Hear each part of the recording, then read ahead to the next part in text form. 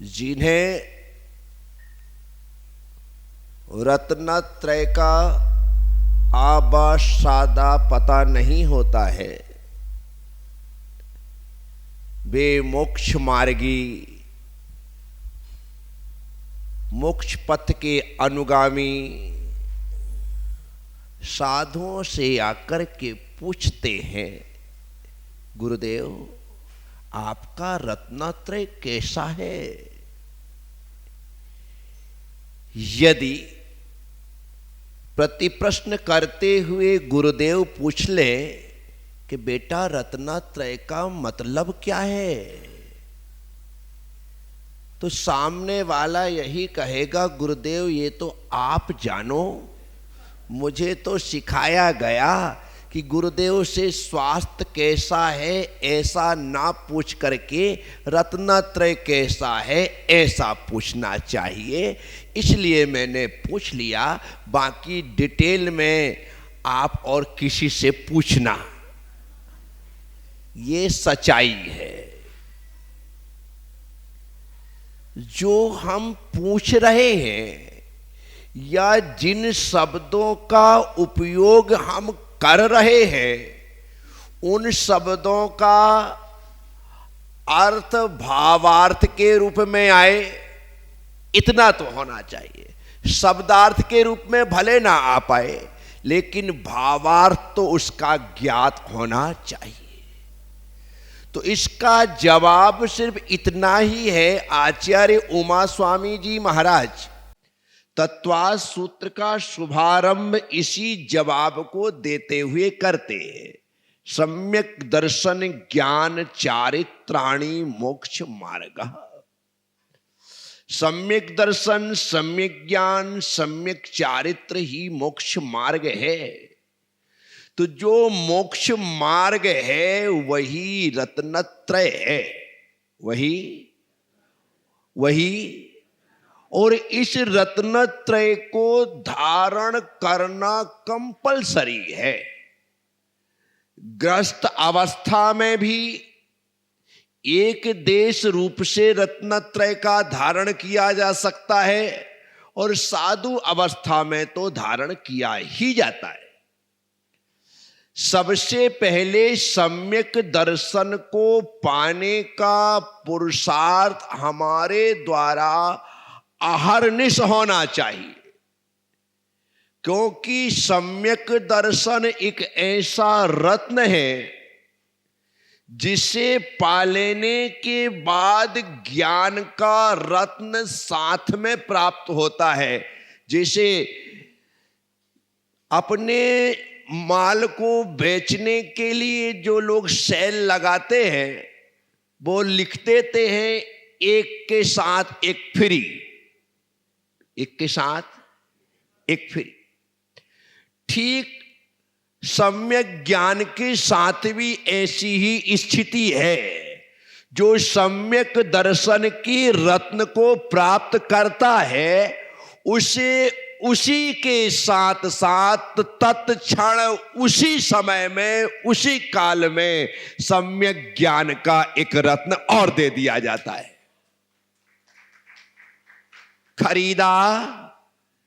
खरीदा एक, मिले एक के साथ, ये जमाना है एक के साथ एक फ्री का। परंतु लोगों को ये पता नहीं है, ये बात उन कंपनी वालों ने हमारे आचार्यों से सीखी है कि बेटा सम्यक दर्शन को प्राप्त करो, सम्यक ज्ञान तो युगपत होते हूं प्रकाश दीपकते होई। ऐसे आपको दर्शन के साथ ज्ञान तो साथ साथ मिलने वाला है। प्रश्न खड़ा होता है यहां पर कि दर्शन के साथ ज्ञान फ्री में क्यों दिया? डॉक्टर साहब, दर्शन के साथ ज्ञान को फ्री में क्यों दिया? ज्ञान फ्री में इसलिए दिया ताकि आप उस ज्ञान से चारित्र ले सको। क्यों दिया? फ्री में दे करके। अब तुम कहो कि भाई मेरी इतनी कैपेसिटी नहीं है कि मैं दर्शन भी खरीदूं, ज्ञान भी खरीदूं, उसके बाद तो चारित्र को लेने की मेरे पास ताकत ही नहीं होगी। तो आचार्य कहते हैं टेंशन लेने का नहीं, टेंशन लेने का, दर्शन खरीद, ज्ञान फ्री में ले और उस ज्ञान के बल से सम्यक चारित्र को धारण कर ले, ये तेरे लिए व्यवस्था है। क्या? तो सम्यक दर्शन खरीदना है, सम्यक दर्शन रूपी रत्न खरीदना है, उसके साथ सम्यक ज्ञान आपको जो फ्री में मिला है उसका उपयोग करो। उसका उपयोग, इसका उपयोग लोग क्रिकेट में करते। किसमें करते हैं? क्रिकेट में करते। जब किसी बॉलर के द्वारा बॉल फेंकते समय बॉल नो बॉल हो जाए, क्या हो जाए?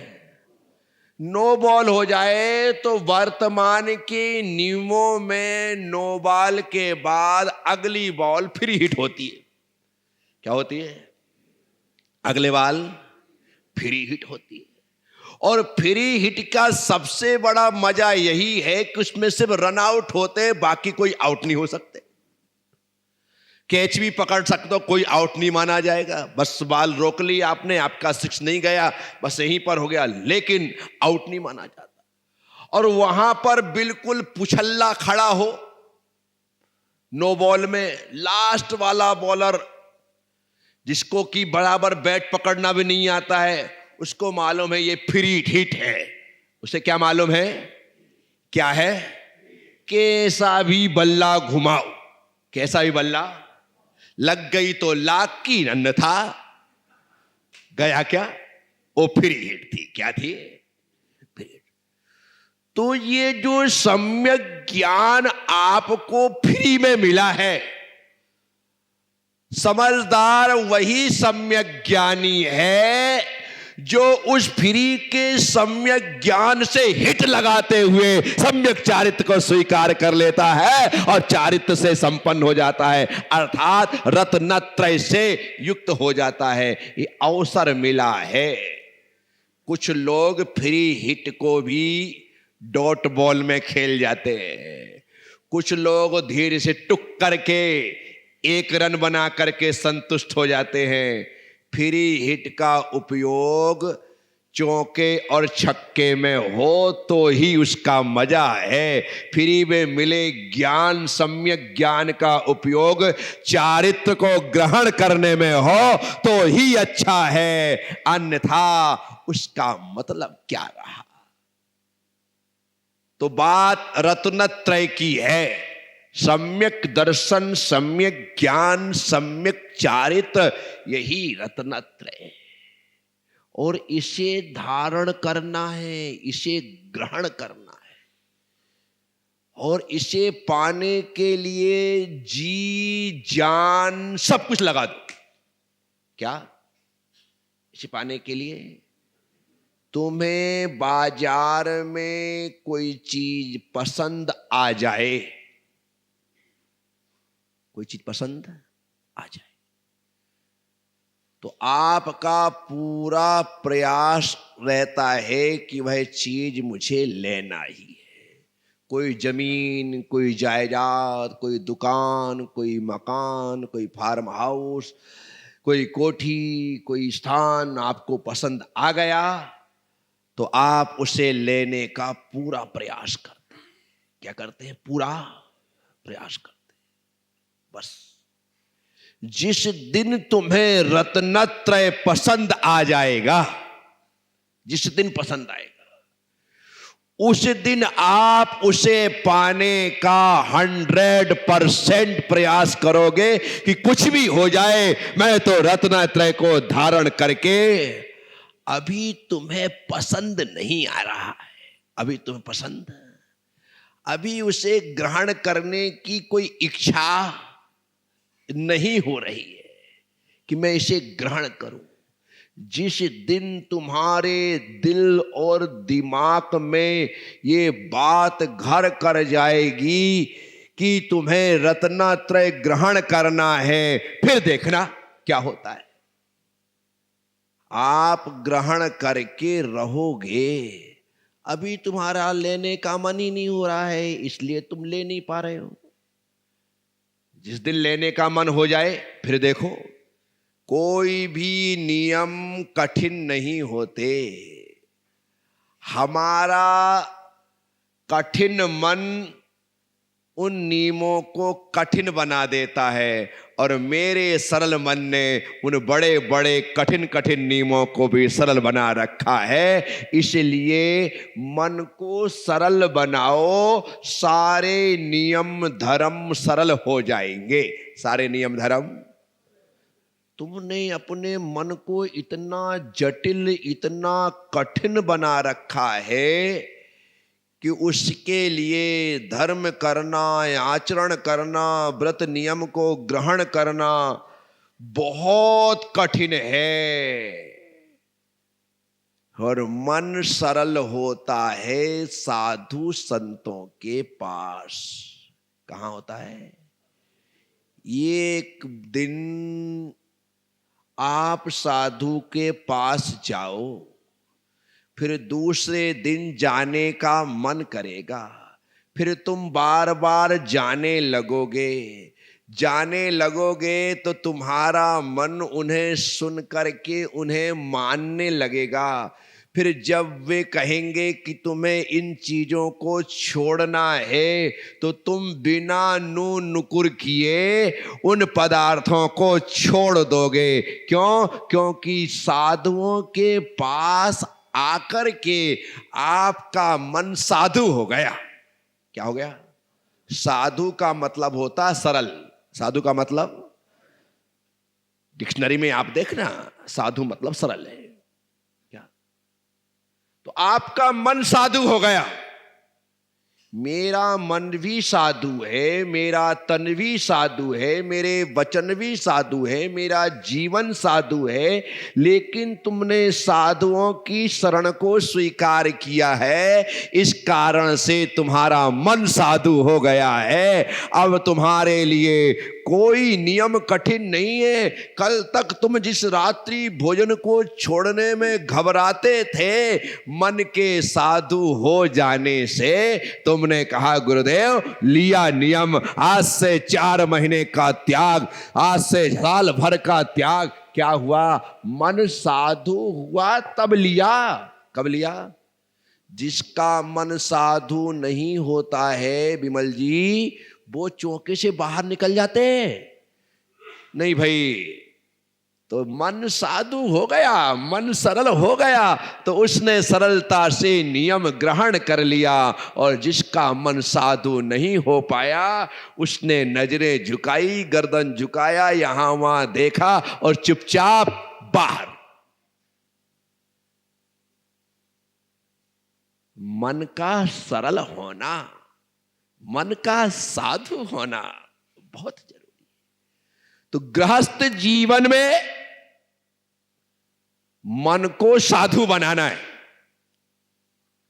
फिर गृहस्थ जीवन में मन साधु हो जाएगा तो वचन भी अपने आप साधु हो जाएंगे। इतने सलीके से निकलेंगे तो लोगों को लगेगा यार ये कितना अच्छे से बोलता है। अच्छा क्यों बोल रहा है? क्योंकि उसका मन साधु है, उसका मन, इसलिए वचन भी साधु हो गए।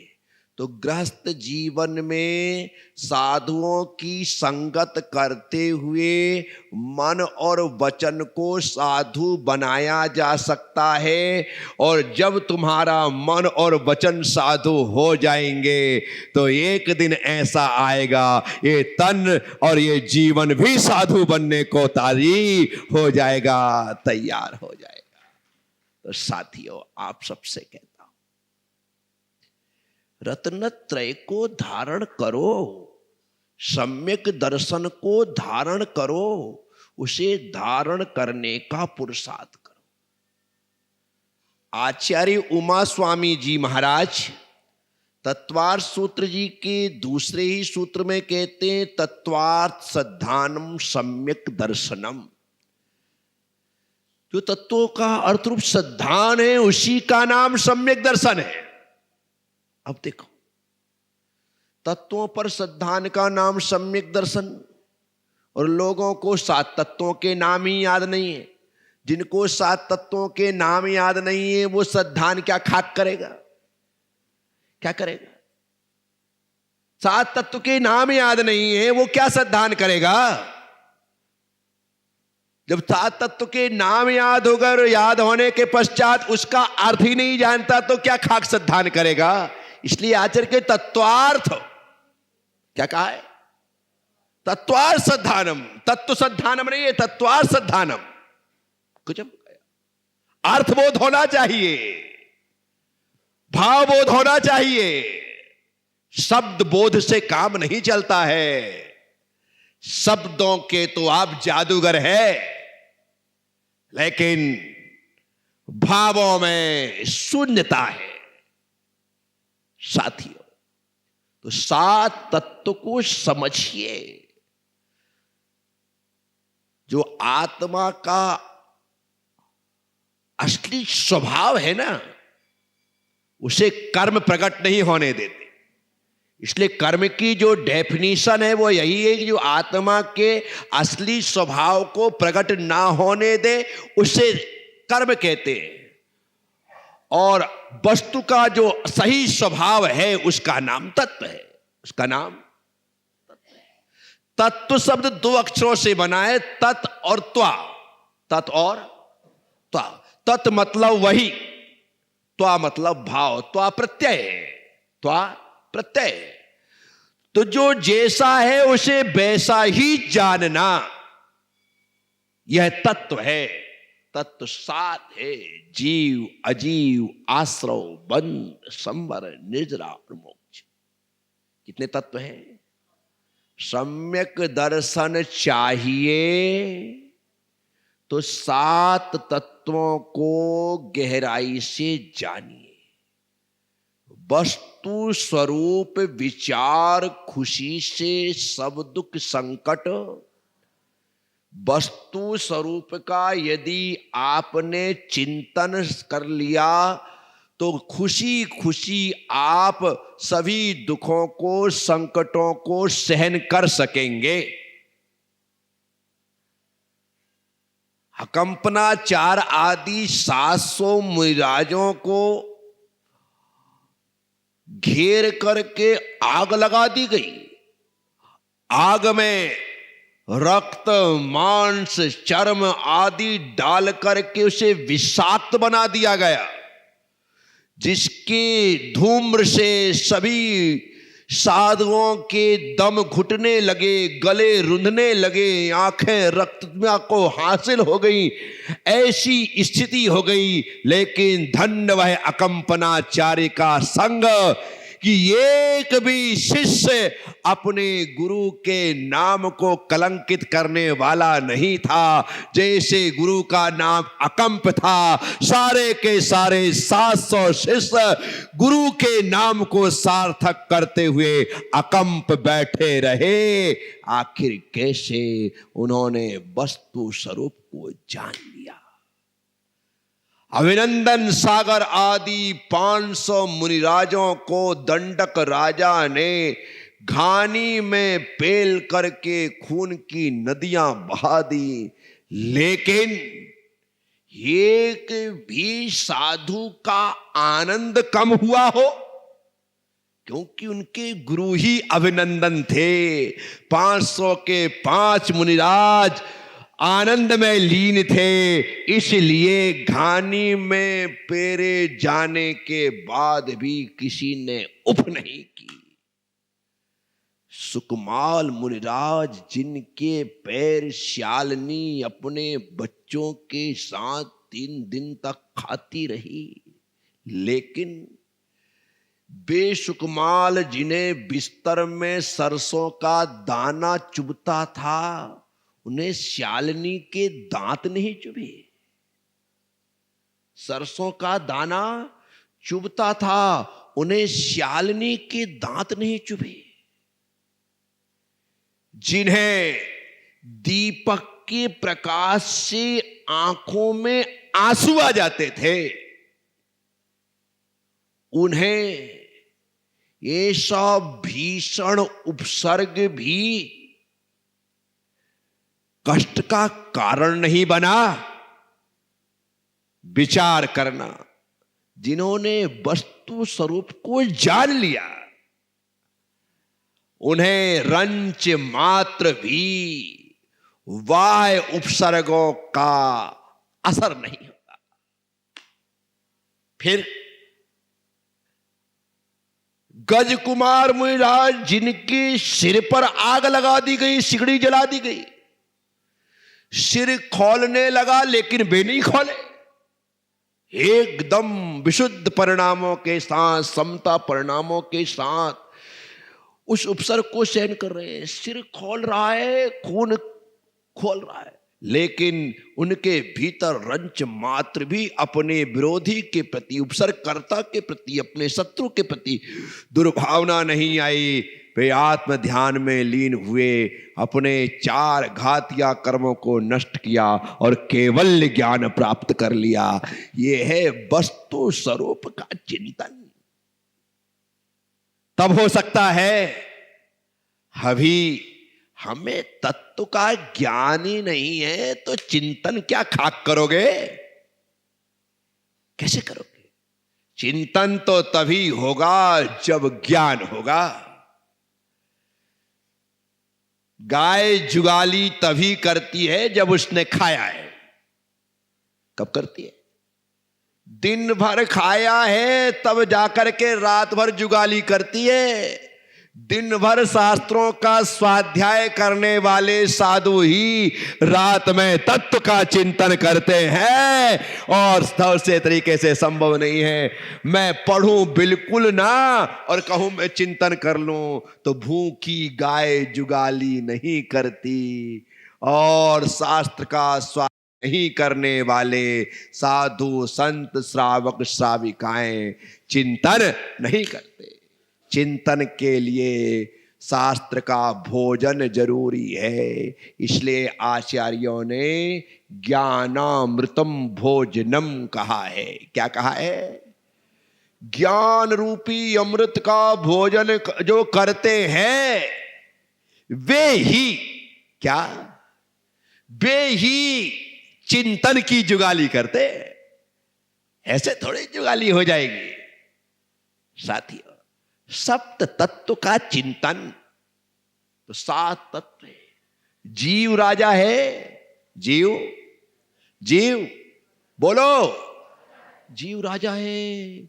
इसी की हुकूमत चलती है, इसी की बादशाह चलती है, यही शहंशाह है, बाकी तो सब इसके दासानुदास है, किसी की कोई वैल्यू। लेकिन दुर्भाग्य है कि ये जीव जड़ पदार्थों की वैल्यू समझता है। जड़ पदार्थों की, जड़ पदार्थों की कीमत, राजेंद्र, जड़ पदार्थों की कीमत कौन समझ रहा है? ये जीव। क्या समझ रहा है? ये मोबाइल 50,000 का, ये टी-शर्ट 3,500 की, ये जीन्स ब्रांडेड है 7,000 का, ये चश्मा 10,000 का, ये घड़ी 5,000 की, ये जूते 3,000 के। कौन समझ रहा है? ये जीव इनकी कीमत समझ रहा है। ये बेदी 15 लाख की, ये भगवान इतने लाख के, ये सौधर्म इंद्र इतने लाख में, ये कुबेर इंद्र इतने। बारे बा, ये जीव सबकी कीमत समझ रहा है और सबकी कीमत लगा रहा है। मैं सोचता हूं कि बताओ, दूसरों की कीमत समझने वाला, दूसरों की कीमत लगाने वाला, खुद की कीमत, खुद की कीमत, खुद तो 2 कौड़ी का, खुद तो और दूसरों की जो 2 कौड़ी के थे उनकी कीमत लाखों करोड़ों में लगा दी। 2 कौड़ी के जड़ पदार्थों को लाखों करोड़ों में खरीद रहा है और अनमोल उस आत्म तत्व का मोल ही नहीं जान रहा है। यह सबसे बड़ा दुर्भाग्य है। तुम यदि कल्याण नहीं कर रहे हो ना, तो इसका एक ही कारण है मोदी जी।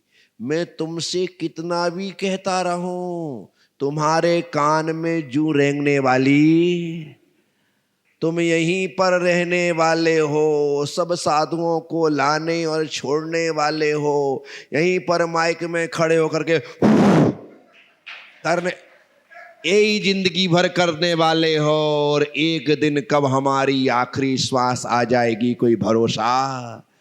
लेकिन मेरे कहे के अनुसार ना अभय जी दीक्षा लेने वाले हैं, ना मोदी जी दीक्षा लेने वाले हैं, ना अनमोल जी दीक्षा लेने वाले हैं, ना झांझरी जी दीक्षा लेने वाले हैं, ना पीके जैन लेने वाले हैं, ना बंडी जी लेने वाले हैं, ना रावका जी लेने वाले हैं, कोई लेने वाला। बस तुमको तो हमारा प्रवचन ही अच्छा लगता है, इसके अलावा और कुछ भी अच्छा।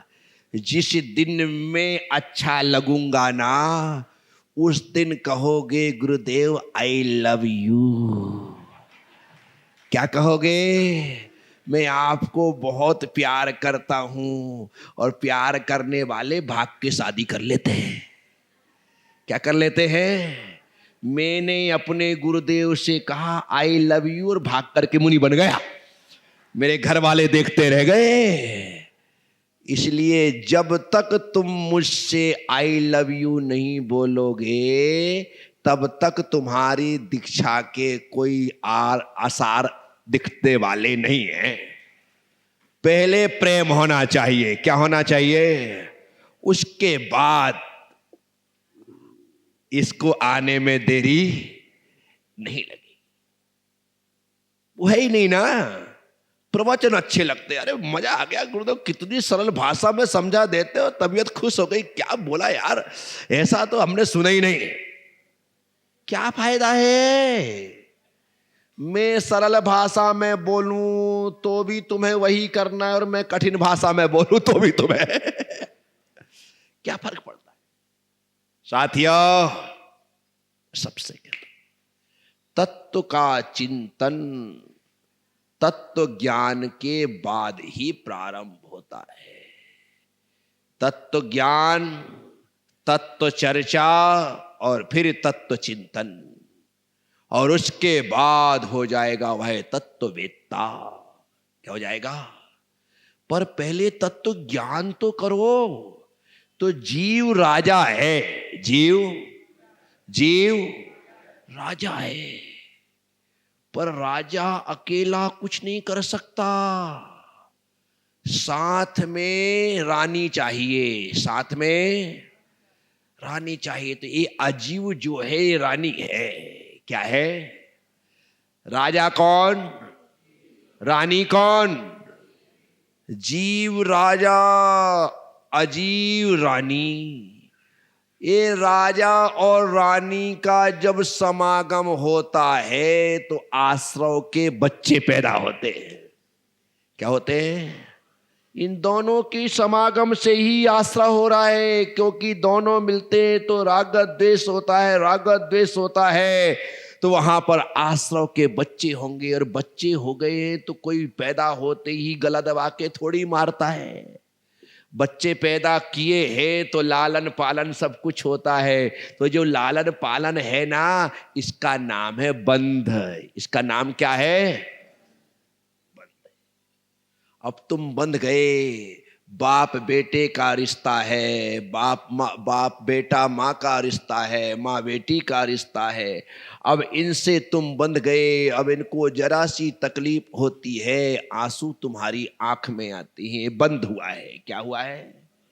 ऐसे बंधे हो, खुले हुए दिखाई देने के बाद भी आप बंधे हो।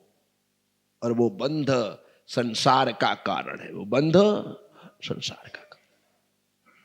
तो बंध, अब बंध को बंद करना है तो जीव और अजीव को चाहिए कि वो ब्रह्मचर्य व्रत लेकर के संतान को जन्म देना बंद कर दे। क्या कर दे? जैसे ही ब्रह्मचर्य व्रत लिया गया वहां पर आ गया संवर। क्या आ गया? ब्रह्मचर्य के बाद अब संतान की उत्पत्ति नहीं होगी। लो, अब जो बच्चे पैदा किए थे बड़े हो करके सब तुम्हारा घर छोड़ करके निकल गए। क्या हो गए?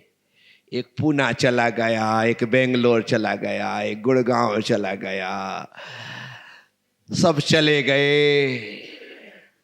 तुम बचे दोनों मियां बीबी। कौन बचे? एक एक बच्चे का चला जाना निर्जरा। क्या हो गया? और उसके बाद तुमने भी अपनी पत्नी को छोड़ करके घर के बाहर निकल गए, मतलब मोक्ष हो गया। क्या हो गया? ये 7 तत्व है, इन्हें समझना एकदम सरल तरीके से समझाया है मैंने आपको, एकदम सरल तरीके से। अखबार किस किस के घर में आता है? भास्कर पत्रिका किस किस घर में आता है भाई? सब घर में आ रहा है, बहुत अच्छा। आप तो हो जीव, आप हो जीव, और आपका घर है अजीव। आपका घर है। आपने अखबार वाले से कहा रोज अखबार दिया करो, डाला करो, ठीक है? तो अखबार वाला नीचे से ही ऊपर फेंक देता है। आपने कहा इसलिए, जिसने नहीं कहा उसके यहां नहीं डालता, उसके यहां। तो जीव अजीव दोनों मिलकर के डिमांड करते हैं, मांग रखते हैं। तो जैसे ही आपने अखबार वाले को बांधा है वो रोज अखबार डाल जाता है। ये क्या है? आश्रव। क्या है? अखबार के आते ही आपने उठा लिया और आप उससे बंध गए। क्या हो गए? देश दुनिया की खबरें, शहर की खबरें आप पढ़ रहे एक एक करके बराबर। ये बंद। अखबार आने के बाद अब दूसरा अखबार नहीं आएगा। क्या आएगा? नहीं आएगा ना।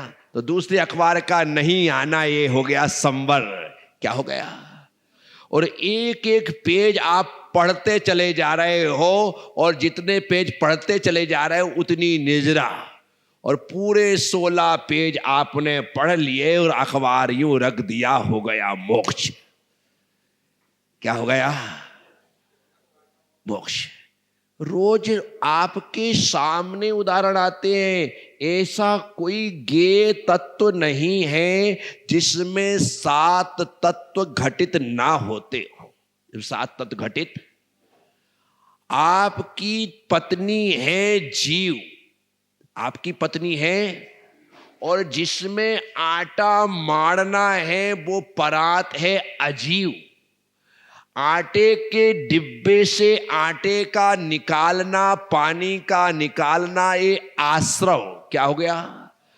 आटे को गूंथना ये बंध, डिब्बे का वापिस रख देना ये संवर, रोटियां बना करके एक एक को खिलाना निद्रा, और खा पी करके बर्तन साफ कर देना मोक्ष। क्या हो गया? मोक्ष हो गया। ऐसे आप जिस चीज पर चाहो उसमें 7 तत्व को घटित कर सकते हो। ये सिर्फ समझने के लिए है। क्या है? जैसे शिवभूति मुनिराज को उनके गुरुदेव ने कहा कि बेटा दाल अलग है, छिलका अलग है, वैसे ही आत्मा अलग है, शरीर अलग है। ये आत्मा और शरीर की पृथकता का बोध कराने के लिए दाल और छिलके का उदाहरण दिया गया। किसका उदाहरण दिया गया? लेकिन दाल और छिलका से आत्मा और शरीर का कोई संबंध, लेकिन ऐसे ही शरीर और आत्मा है जैसे दाल और छिलका है, इस बात को बताने के लिए उदाहरण दिया जाता है। तो मैंने यदि अखबार का उदाहरण दिया, मैंने यदि आपको रोटी का उदाहरण दिया, तो ये सिर्फ तुम्हारे जीवन में रोज काम में आते हैं। कभी हक में अखबार आए और आप पढ़ने के लिए आंख टिका दो तो कहना गुरुदेव ने कहा था, इसका मतलब है बंध तत्व। अब दूसरा अखबार नहीं आएगा, इसका मतलब है संवर तत्व, और मैं पेज पलट रहा हूं, इसका मतलब है निद्रा, और जैसे हाँ इसका मतलब है मोक्ष। बस ऐसे ही मुझे तत्वों पर श्रद्धान करके सम्यक दर्शन को हासिल करना है, सम्यक ज्ञान को प्राप्त करना है, और एक दिन चारित्रवान बन करके मोक्ष को प्राप्त कर लेना है। तो इन सब चीजों में आपको विचारना पड़ेगा।